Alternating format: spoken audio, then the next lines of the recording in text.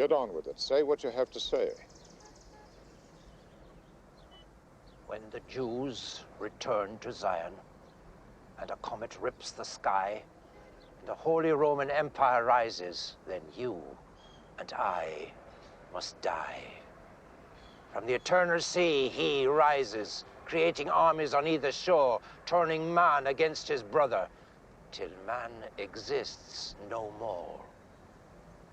The book of Revelations predicted it all. Well, I'm not here to listen to a sermon. It is by means of a human personality entirely in his possession that Satan will wage his last formidable offense. You said that my Go wife to was... the town of Megiddo, in the old city of Jezreel. There see the old man Bugenhagen. He alone can describe how the child must die. Look here. He who will not be saved by the Lamb will be torn by the beast. Will you stop?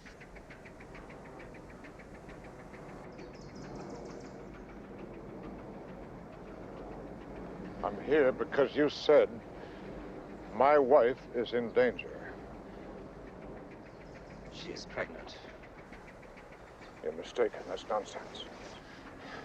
He will not allow the child to be born. He will kill it while it slumbers in the womb. What in God's name are you talking about? Your son, Mr. Thorne. The son of the devil. He will kill the unborn child. Then he will kill your wife. And when he is certain to inherit all that is yours, then, Mr. Thorne, he will kill you. That's enough. And with your wealth and power, he will establish his counterfeit kingdom here on Earth, receiving his power directly from Satan. You're insane. He must die, Mr. Thorne. You asked for 5 minutes, and you've got 5 minutes. Go to the city of Megiddo. See Bugenhagen before it's too late. Now, I've heard you. I want you to hear me. I never want to see you again. You'll see me in hell, Mr. Thorne. There we will share out our sentence.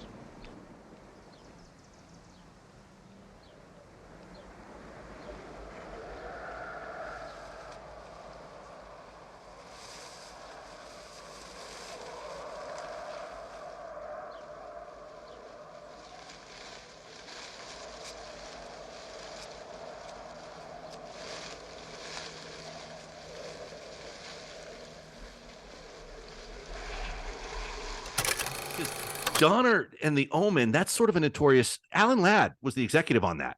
Yes. Alan Ladd Jr. Right. Not Shane, but his son.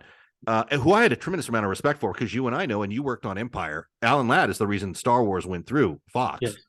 Right? Absolutely. But also, you know, I mean, he was the guy he's in all these pivotal historical movie places, getting things done on a creative level that most creative executives could only dream about. But he said in a meeting like that, Peck and like Donner had to win Peck over. Like Peck was an old school guy, and Donner had to kind of like basically sort of sell himself as the guy who could deliver this movie. And initially, I guess you know this more than I do, but I heard the script had all kinds of supernatural things like gargoyles coming to life, and It did. and It did. they were like, And- strip that out.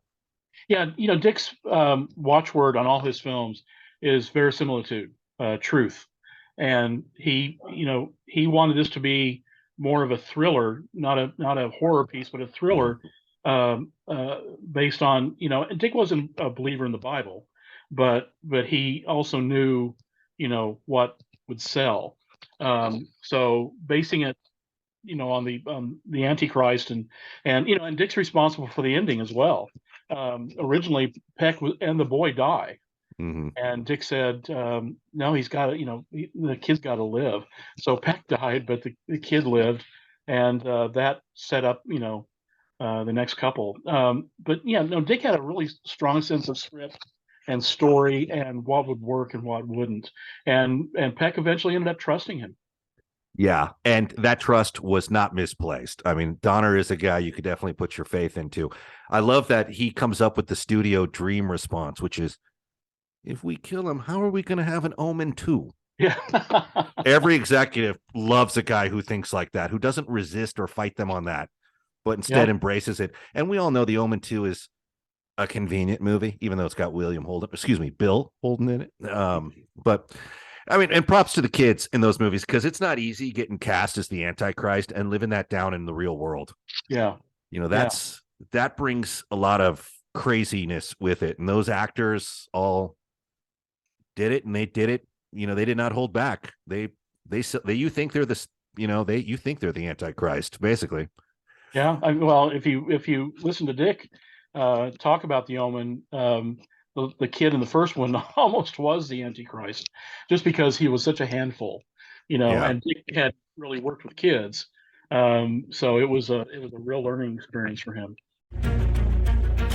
Your road to redemption is paved with tombstones.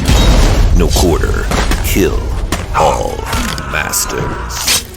Go to noquarterkillallmasters.com. Rated R.